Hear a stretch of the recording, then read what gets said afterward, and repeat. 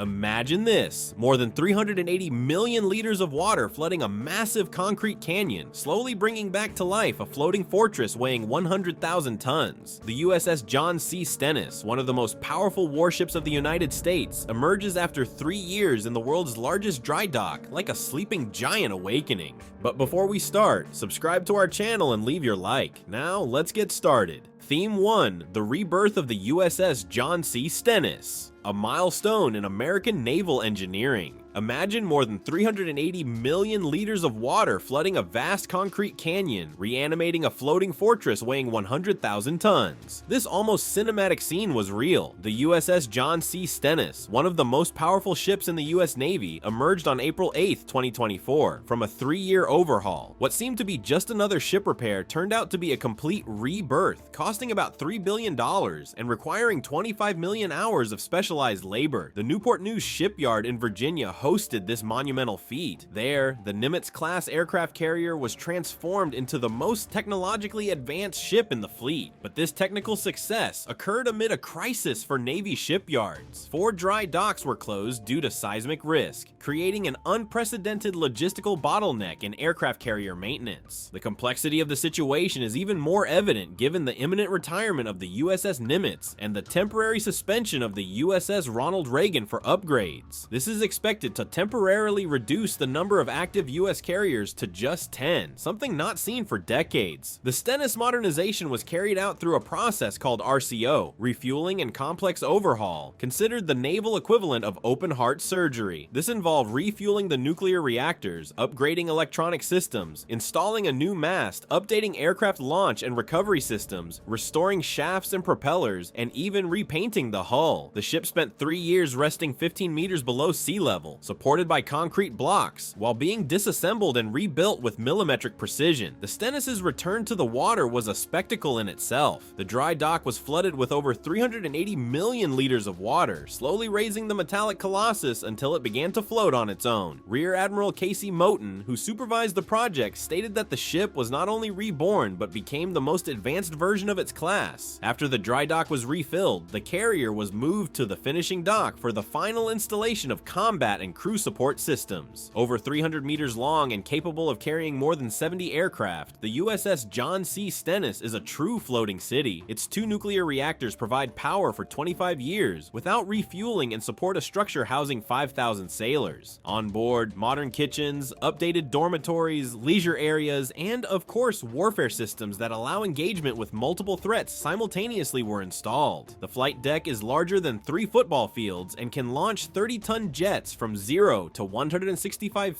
meps, 265 km/h in just 3 seconds. More than a simple overhaul, the transformation of the Stennis symbolizes technological and strategic resilience. In times of global uncertainty and China's naval advances, this rebirth shows that despite structural failures and delays in new classes like the Ford, the US Navy still has the capacity to maintain its supremacy at sea. The Stennis will return to service in October 2026, ready for another 25 years of critical missions worldwide. Theme 2, the anatomy of a naval overhaul. How the USS Stennis gained another 25 years of life. Modernizing a nuclear aircraft carrier like the USS John C. Stennis is not just routine maintenance, it is an industrial scale, surgical precision operation. In May 2021, this floating giant entered the largest dry dock on the planet in Newport News to undergo a process called RCO, refueling and complex overhaul. The scale of the task is almost unbelievable. It required 3 years of non-stop work, about 25 million man-hours, and a total investment of $3 billion. RCO is the most comprehensive and time-consuming maintenance process for a nuclear aircraft carrier. The goal is to extend the ship's lifespan by another 25 years. The Stennis, commissioned in 1995, had already served decades on global missions protecting US's strategic interests. After so much time, it was time for a full renewal of its physical structure and internal systems, starting with the 2 nuclear reactors, which needed refueling with new fuel, guaranteeing energy autonomy for another quarter century. Beyond the nuclear part, thousands of valves, pipes, pumps, and hydraulic systems were replaced. The deck was restructured, and the hull received a new special paint. The island, the command tower on top of the ship, it was rebuilt with lighter, stronger materials. A new mast was added with modern sensors and radars, as well as redesigned communication and electronic warfare systems to handle 21st century threats. During the process, the ship remained in a dry dock 15 meters below sea level, resting on concrete blocks while every square centimeter was reviewed or updated. Even the propeller shafts were restored and new propellers installed. This required a rare level of logistical coordination, with thousands of engineers, workers, technicians, and military personnel working in sync. The scale of the overhaul is also reflected in operational updates. The aircraft launch system was completely modernized, capable of launching fighters like the FA-18 Super Hornet and EA-18G Growler with greater precision and less structural wear. The quarters were redesigned, with rest and leisure areas improving sailors' quality of life during long missions. Even the kitchens were equipped with modern technology to prepare thousands of meals a day without compromising military readiness. The rebirth of the Stennis is a demonstration of what American naval engineering can achieve. It is a synthesis of power, durability, and innovation. More than restoring a vessel, the RCO returned to the fleet one of its main assets, now technologically superior, adapted to face cyber threats, drones, and hypersonic missiles. The capability to detect, track, and neutralize multiple simultaneous threats was significantly enhanced with new sensors and defense systems. The aircraft carrier will undergo sea trials and system calibrations until October 2026, when it is expected to return to active service. This return will mark not just the end of an overhaul, but the beginning of a new operational phase for the ship and its crew. It will be ready to operate in any theater of war as a key piece of U.S. deterrence diplomacy. Amid the shipyard crisis and the challenges faced by the new Ford class, the successful renewal of the USS Stennis shows that effective modernization is possible. The lesson is clear: keeping the existing fleet up to date is as strategic as developing new projects. And when it comes to maintaining American naval supremacy, every detail matters, from the steel in the structures to the radar software. The Stennis is living proof of that. Theme 3, coming back to life, the spectacle of USS Stennis's return to the sea.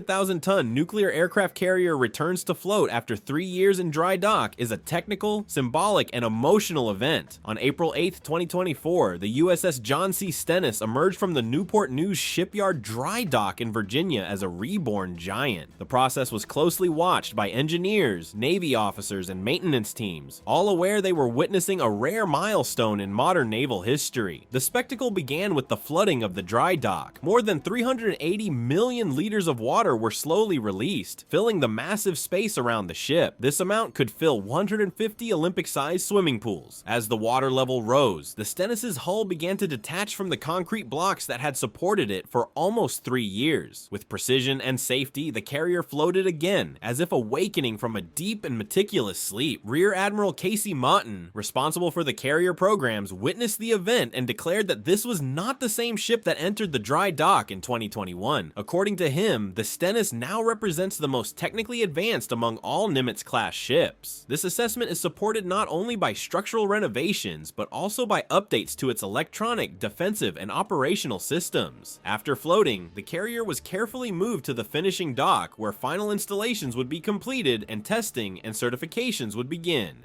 This stage includes integrating combat systems, propulsion performance analysis, and evaluation of radars, sensors, catapults, and landing systems. This entire phase is crucial to ensure that when the Stennis returns to active duty in October 2026, it is 100% operational and ready to face modern warfare scenarios. This event is not just a demonstration of naval power, but a symbol of the United States' ability to maintain and renew its strategic fleet even in times of crisis. The technical complexity of the operation was compounded by a difficult context. The Navy faces serious challenges with overloaded shipyards and the closure of 4 dry docks due to seismic risk. Maintaining ships ready and available became a race against time. The Stennis's magnitude also reinforces the impact of this return. Over 300 meters long, it houses 5,000 sailors and carries up to 70 aircraft, including models like the FA-18 Super Hornet, EA-18G Growler, and E-2C Hawkeye. Its deck covers covers 18,000 square meters, equivalent to 3 football fields. The 2 nuclear reactors powering it provide enough energy to supply a city of 100,000 inhabitants and do not require refueling for 25 years. During the overhaul, launch systems capable of accelerating 30-ton planes from 0 to 165 mph, 265 km/h in just 3 seconds were added, along with automated defense systems to handle hypersonic missiles and drone attacks. Communication systems were improved, making the Stennis capable of operating in real-time tactical networks with other vessels, aircraft, and satellites. The reactivation of the USS John C. Stennis is more than a technical achievement. It is a message that despite budget constraints, logistical challenges, and international pressures, the US Navy continues to operate at the highest level. In a world where naval supremacy is being challenged by emerging powers like China, the Stennis' return represents a reaffirmation of a commitment to maintain dominance at sea, no matter the cost.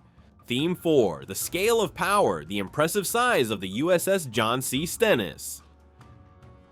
To fully understand what the rebirth of the USS John C. Stennis represents, one must absorb the physical and technological scale of this giant of the seas. Aircraft carriers are symbols of national power, but few reach the level of complexity and capability that the Stennis now displays after its complete overhaul. More than a ship, it is a floating city, a mobile airfield, a command center, and a global combat platform, all in a single vessel originally commissioned in 1995. The Stennis measures over 300 meters long with a flight deck of 18,000 square meters, larger than 3 football fields. More than 70 aircraft can operate simultaneously, including FA-18 Super Hornet fighters, EA-18G Growler electronic warfare planes, and E-2C Hawkeye early warning aircraft. This embarked Air Force has the power to deter, attack, or defend in any global scenario, anytime. Its propulsion system is based on 2 nuclear reactors capable of generating power for 25 years without refueling. This system provides practically unlimited autonomy to the ship, along with enough power to maintain air operations, defensive systems, radars, sensors, propulsion, and all onboard life support infrastructure. By comparison, the Stennis has enough energy capacity to power a city of 100,000 inhabitants. During the refueling and complex overhaul (RCO) process, started in 2021 and completed in 2024, the ship received critical updates to practically all its systems. Propeller shafts were restored, new propellers installed, the island structure was rebuilt, and the quarters renovated to provide better living conditions for the 5,000 sailors on board. Kitchens were modernized to prepare thousands of meals daily, and new leisure areas were created to offer the crew some comfort during long missions. Technologically, the Stennis is now the most advanced of its class. Aircraft launch and recovery systems were modernized, enabling jets up to 30 tons to take off from 0 to 165 mph, 265 km/h in 3 seconds. Navigation and tracking sensors were enhanced to detect multiple threats in real time, and new electronic warfare systems were integrated into the ship, allowing cyber defensive and offensive actions. These updates are not just incremental improvements, they represent a structural and functional transformation. The Stennis is now prepared to face 21st century combat environments, including threats such as armed drones, hypersonic missiles, electronic warfare, and coordinated cyber attacks. Its interoperability with other vessels, satellites, and land bases has been elevated, making it a central piece in any joint or multinational coalition operation. Moreover, the ship represents a practical demonstration of high-level engineering. Maintaining a 100,000-ton hull on concrete blocks for 3 years, 15 meters below sea level, requires structural calculations and constant monitoring. The dry dock where it was overhauled is the largest in the world and had to be flooded with millimetric precision to allow the carrier's safe return to the water. The USS John C. Stennis is a war artifact, but it is also a triumph of science and engineering. Its rebirth symbolizes the industrial, technological, and strategic capacity of the United States. In a global scenario of growing instability and maritime competition, the presence of a vessel of this magnitude on the oceans is more than deterrence. It is a silent assertion of power.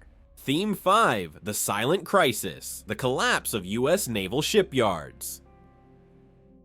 While the United States Navy celebrated the completion of the USS John C. Stennis's RCO, refueling and complex overhaul, a structural crisis was silently threatening American naval readiness. The success of the overhaul, though monumental, came at a time when the nation's naval shipyard capacity was on the brink of collapse. In 2024, 4 critical dry docks were abruptly shut down due to earthquake risk, plunging the naval maintenance system into a logistical nightmare. The affected dry docks include 3 located in Puget Sound, Washington State, and 1 at the naval base in Bangor. All were deemed vulnerable to soil liquefaction in the event of seismic activity. This means that in an earthquake, the ground beneath these structures could literally turn into mud, causing entire vessels such as aircraft carriers and submarines to sink instantly. The geological threat became a military emergency. The impact was immediate. Dry dock number 6 in particular was the only one authorized for nuclear carrier maintenance on the US West Coast. With its closure, any repair or overhaul of nuclear vessels must now be done on the East Coast, a long, costly, and logistically complicated journey. Moreover, the Navy was already facing delays in submarine maintenance, with over 36% of the attack submarine fleet awaiting berths or stuck in repairs. This situation directly compromises fleet operational readiness. In March 2025, the USS Ronald Reagan entered a 17-month overhaul period, taking the ship out of commission until the second half of 2026. At the same time, the veteran USS Nimitz is scheduled for decommissioning in May 2026. For the first time in decades, the US will have only 10 active aircraft carriers, a number below the legal minimum requirement of 11. This temporary fleet reduction coincides with escalating tensions on the international stage, especially in the Indo-Pacific, where China is aggressively expanding its naval presence. The absence of even one carrier shifts the strategic balance in sensitive regions, reducing the US Navy's rapid response capability in case of crisis or conflict. Besides structural challenges, the Navy faces workforce and budget difficulties. The number of experienced naval technicians and engineers is dwindling, and rising maintenance and construction costs consume an ever larger share of the military budget. Overhauls like that of the Stennis, though essential, also reveal a worrying bottleneck. US naval infrastructure was designed for a different era, with fewer simultaneous demands and a less intense operational tempo. The problem is not just quantity, but scale. Modern carriers and submarines are larger, more complex, and require specific facilities for maintenance. A single dry dock may not be enough to handle 2 large vessels simultaneously, and when that dock is shut for safety reasons, the entire operational chain from global missions to routine training is affected. The closure of the Puget Sound dry docks is a clear warning that naval infrastructure urgently needs modernization. The US government is already responding with a $21 billion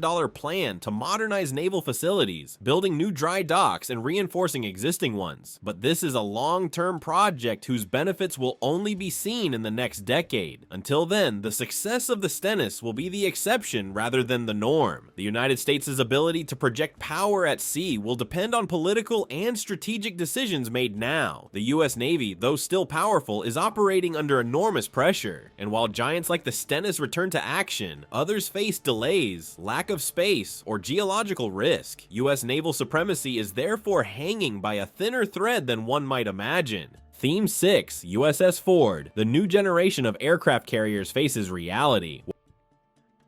While the USS John C. Stennis represents a resounding modernization success of the Nimitz class, the new generation of carriers, the Ford class, has faced significant technical and strategic challenges. Designed as a revolution in American naval aviation, these ships were intended to progressively replace the aging Nimitz vessels. However, delays, system failures, and budget overruns have put the initial promise of this new era in question. The USS Gerald R. Ford, the lead ship of the class, was delivered in 2017 with the mission of completely transforming how carriers operate. It incorporated cutting-edge technologies such as electromagnetic aircraft launch systems, EMALs, advanced arresting gear, AAG, and magnetic-controlled weapons elevators. The expectation was clear: to significantly improve the aircraft launch rate by up to 33% compared to predecessors and reduce operational costs over time. However, reality proved more complicated. Many of the Ford systems did not perform as expected during initial tests. The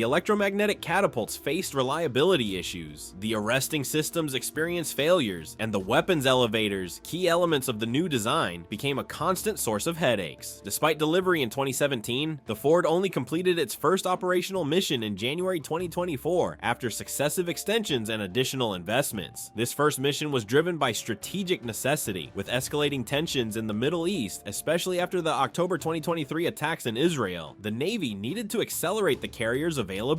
The Ford was sent to the Mediterranean with systems still under evaluation, operating in real scenarios to provide air support and deterrence presence. This pressure to deploy before full technological maturation revealed the gap between innovation on paper and functionality at sea. The second ship of the Ford class, the USS John F. Kennedy, was scheduled for delivery in July 2025. However, the timeline was changed, and its commissioning delayed until March 2027, a nearly 2-year delay. This is a critical gap during which the US Navy will have only 10 active carriers, below the minimum required by Congress. This interval coincides with the USS Nimitz's retirement, increasing pressure on the ships in operation and their crews. The logistical and strategic impact of these delays goes beyond just the number of ships. A Ford-class carrier is designed to operate as the centerpiece of a naval task force, with dozens of support vessels, aircraft, and submarines around it. When one of these ships is unavailable, the Navy's entire tactical structure is affected. This limits the US ability to respond to multiple simultaneous crises, which have become increasingly common in today's geopolitical landscape. Despite these problems, the Navy remains committed to the Ford class. Lessons learned from the Gerald R. Ford are being applied to the next carriers, the USS Enterprise, CVN-80, and USS Doris Miller, CVN-81, which are expected to enter service in the next decade. These ships are being built with more realistic schedules, improved systems integration processes, and greater involvement of technical teams already trained to tackle challenges faced by their predecessors. Transitioning between generations is always difficult, especially for nuclear vessels with hundreds of complex systems. The Ford represents an undeniable technological leap, but one still incomplete. The cost of innovation is high, but necessary, particularly given China's aggressive naval expansion and other powers developing their own advanced carriers. The future of US naval supremacy depends on the successful maturation of these new ships. Theme 7: The China Factor, a silent and decisive naval race. While the United States faces challenges maintaining a fully operational carrier fleet, China is rapidly and consistently advancing its naval expansion. In a global context that is increasingly tense, especially in the Indo-Pacific region, maritime supremacy is not just a demonstration of power, but a matter of strategic survival. What happens with ships like the USS John C. Stennis or the delays with the Ford class is directly linked to the US's ability to respond to China's growing navy. Today, China possesses the largest navy in the world by total number of vessels, with more than 370 ships and submarines operating under the People's Liberation Army Navy plan. This number surpasses the active US fleet, although in tonnage and power projection capability, American carriers still lead. However, this gap is rapidly closing. Beijing is building new carriers, frigates, destroyers, and submarines at an accelerated pace, with declared ambitions to operate nuclear-powered vessels comparable to the Nimitz class. This Chinese advance happens in parallel with problems faced by the US Navy, including Ford-class delays, shipyard closures, and increased maintenance demand. The coincidence of these events creates a worrying gap. The US may not be prepared to respond efficiently in multiple theaters simultaneously, especially if conflict arises in the South China Sea or near Taiwan. Continuous naval presence is essential for deterrence, and without operational carriers, this capability is drastically reduced. The legal requirement imposed by the US Congress mandates the Navy maintain 11 active carriers, but this number will be violated for the first time in decades with the USS Nimitz's decommissioning in 2026 and the USS John F. Kennedy's commissioning delay.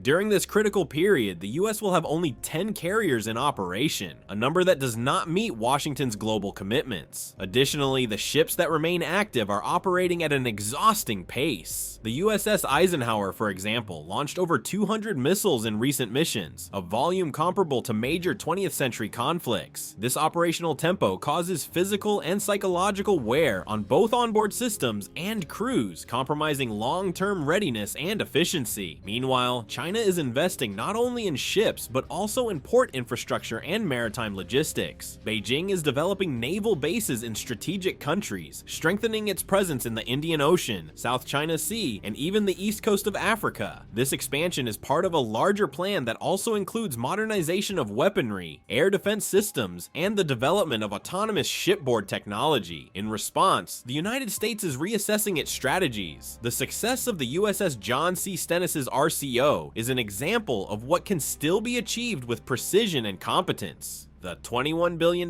plan to reinforce naval infrastructure aims to fix current bottlenecks and prepare shipyards for 21st century demands. Furthermore, lessons learned from the Ford-class's challenges are being applied in the construction of upcoming ships like the USS Enterprise and USS Doris Miller. The naval race with China will not be won simply with more ships, but with more effective, better maintained vessels capable of responding quickly and forcefully in multiple scenarios. History has shown that control of the seas is decisive in any global conflict, and the coming years will determine whether the US remains the dominant oceanic power or a new balance of forces emerges. Theme 8: The Naval Shipyard Crisis, the heart of naval supremacy in danger. What few people realize is that the maintenance of aircraft carriers doesn't depend solely on the ships themselves or their crews. Behind the power of the American fleet lies a complex and highly specialized network of naval shipyards, true centers of excellence in engineering, logistics, and security. Today, these shipyards face a severe crisis threatening the pace of maintenance and modernization of the US fleet. In early 2024, the Navy was surprised by a troubling discovery. 4 dry docks, crucial for maintaining its ships, were at imminent risk of disaster in the event of an earthquake. 3 of these docks are located in Puget Sound, Washington State, while the 4th is at the Bangor base. Geotechnical studies indicated that the soil in these areas could liquefy, a phenomenon that makes the ground unstable and unable to support heavy structures during a quake. This risk led to the immediate closure of the dry docks to ensure the safety of ships, workers, and crews. However, this action triggered a domino effect. With these shipyards out of operation, the capacity to carry out refits and repairs, especially for nuclear vessels, was severely reduced. Dry dock number 6 in Puget Sound, for example, was the only one certified for nuclear maintenance on the US West Coast. Without it, any aircraft carrier from the region must be transferred to the East Coast, increasing maintenance time and costs. The situation is even more critical because the Navy already operates with tight margins. In 2025, the USS Ronald Reagan entered a 17-month overhaul, and the USS Nimitz, the first of its class, is scheduled to be retired in 2026. This means that for almost a year, the US will have fewer aircraft carriers available while global demand for naval presence increases. The dry dock closures also impact other sectors. The number of attack submarines under maintenance or waiting for a berth has soared to alarming levels, reaching 36% of the fleet, a percentage that only worsens over time. Without available shipyards for maintenance, the readiness of these vessels is compromised, reducing America's ability to respond in strategic scenarios. Besides logistical impacts, the shipyard crisis raises questions about the need for massive investment in naval infrastructure. The $21 billion modernization plan includes not only reinforcing existing dry docks to withstand earthquakes and other threats, but also building new, more modern docks capable of meeting the fleet's growing demands. However, these investments take time. Meanwhile, the Navy must cope with the overload on the remaining shipyards, extending maintenance schedules and creating bottlenecks that directly affect force readiness. This situation jeopardizes not only the fleet's future, but also US national security. Another complicating factor is the shortage of qualified labor. Work at the shipyards requires highly specialized technicians, naval engineers, and workers trained in nuclear system maintenance and advanced technologies. With growing demand and structural challenges, the sector struggles to attract and retain these professionals. Ultimately, the shipyard crisis reflects a larger challenge for the US defense industry: the need to balance technological innovation, efficient maintenance, and investment in physical and human infrastructure. The USS John C. Stennis's success shows that this is possible, but also makes clear that the path is difficult and full of obstacles. Maintaining aircraft carriers and submarines is not just a technical service. It is the pillar that keeps American naval supremacy standing. The current crisis in the shipyards is a warning sign to authorities, indicating that the future of US naval dominance depends as much on powerful ships as on robust 21st century ready shipyards. Theme 9: The Ford Class, Innovations, Challenges, and the Future of Naval Aviation. The USS John C. Stennis, refurbished and upgraded, represents the pinnacle of the Nimitz-class fleet, but the future of the US Navy is directly linked to the success of the new generation of aircraft carriers, the Ford class. Designed to gradually replace the Nimitz-era giants, these ships promise to revolutionize naval aviation with innovative technologies, greater operational efficiency, and expanded combat capabilities. However, the Ford class's path has been marked by challenges and setbacks that raise doubts about whether these carriers will fulfill all expectations. The USS Gerald R. Ford, the lead ship of the class, was delivered in 2017 after years of development and underwent a long period of testing and fixes. Among the most important innovations is the Electromagnetic Aircraft Launch System, EMALS, which replaces the old hydraulic catapult system to provide smoother and more efficient aircraft launches. Additionally, the weapons elevators were designed to operate faster, while defense and radar systems incorporate cutting-edge technologies to face modern threats like drones and high-speed missiles. These improvements promise to increase aircraft launch capacity by up to 33%, a significant leap compared to the Nimitz class, while reducing the required crew size, which could mean long-term savings. However, the development of these systems suffered substantial delays. Technical problems with the catapults, failures in the weapons elevators, and integration difficulties led to multiple extensions of testing and commissioning. The USS Gerald R. Ford only completed its first mission in January 2024, almost 7 years after initial delivery, a delay that raised questions about the project's cost-effectiveness. The total cost exceeded $13 billion, making it the most expensive aircraft carrier in history and increasing pressure for subsequent ships to be delivered more efficiently and with fewer issues. The second ship of the class, the USS John F. Kennedy, also faced significant delays. Initially scheduled for commissioning in July 2025, its launch was postponed to March 2027. This delay worsens the operational gap in the US fleet, which will need to operate with fewer available ships for nearly a year, while the geopolitical scenario demands constant presence and rapid response.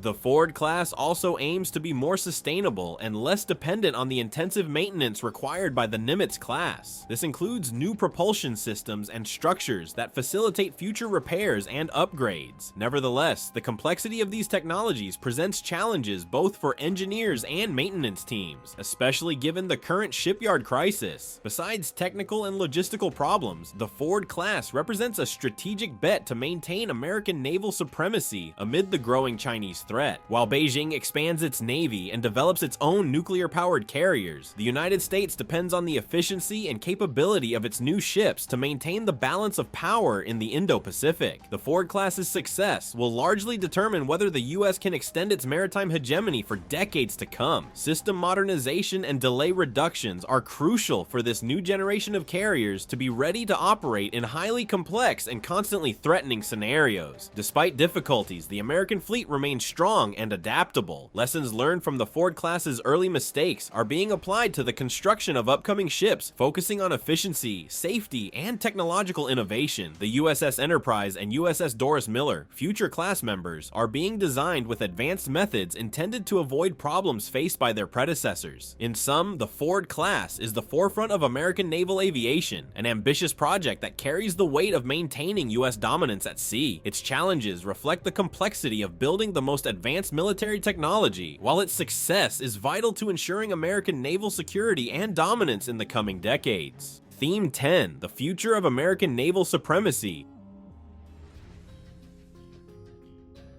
Challenges and perspectives. The USS John C. Stennis, refurbished and reintegrated into the fleet in 2024, symbolizes the United States' commitment to maintaining its naval supremacy, a commitment involving technological advances, billion-dollar investments, and the tireless dedication of thousands of people. Yet, despite recent achievements, the future of the US Navy faces complex challenges that could redefine the global balance of power in the coming years. One of the greatest threats is the rapid advance of the Chinese Navy. With more than 370 ships and submarines, China's Navy today is the largest in the world by number of vessels, surpassing even the American fleet. Moreover, Beijing invests in innovative technologies such as its own nuclear aircraft carriers and hypersonic missile systems, which could directly challenge US dominance at sea. This Chinese expansion puts pressure on the US to maintain a fleet that is agile, technologically advanced, and numerically sufficient to ensure presence and influence. Especially in the Indo-Pacific, the US Congress, aware of this competition, mandates the Navy to maintain at least 11 operational aircraft carriers, a number threatened by the USS Nimitz's retirement planned for 2026, and the USS John F. Kennedy's delayed delivery, expected only in 2027. Another critical factor is the state of U.S. naval infrastructure. The shipyard crisis, with dry docks closed due to seismic risks and reduced maintenance capacity, creates dangerous bottlenecks for fleet readiness. Delays in repairs can leave ships out of operation for prolonged periods, reducing America's ability to respond quickly to global crises. High modernization costs are also a constant concern. Building and refurbishing aircraft carriers is an expensive and lengthy process, as evidenced by the $3 billion invested in the USS John C. Stennis and the more than $13 billion for the USS Gerald R. Ford. The challenge is to balance budget, technological innovation, and delivery speed to avoid losing ground to strategic rivals. However, the future of American naval supremacy depends not only on ships and money, but also on the people who operate, maintain, and develop these incredible machines. Continuous training, adaptability, and crew courage are essential for each carrier to fulfill its mission of protecting U.S. interests worldwide. Additionally, the U.S. Navy is investing in new technologies such as artificial intelligence, combat drones, advanced missile defense systems, and laser weapons. These innovations promise to transform naval warfare, making it more precise, faster, and less reliant on large human contingents. Fleet and infrastructure modernization is also moving toward a more sustainable and efficient model, with ships requiring less maintenance and consuming fewer resources, and shipyards using more modern and safer industrial processes. Meanwhile, international cooperation and strategic alliances with countries like Japan, Australia, and the United Kingdom are pillars to ensure effective global presence, distributing responsibilities, and strengthening collective power. In summary, the rebirth of the USS John C. Stennis is a powerful example of what can be achieved through engineering, human effort, and strategic vision, but the future of American naval supremacy will depend on the US's ability to overcome technical, financial, and geopolitical obstacles to keep its fleet ready, modern, and relevant in a rapidly changing world. Thank you very much for watching the video. If you enjoyed our content, please subscribe to our channel and leave a like. Also, check out other interesting videos appearing on your screen right now, and I'll see you in the next video. See you next time.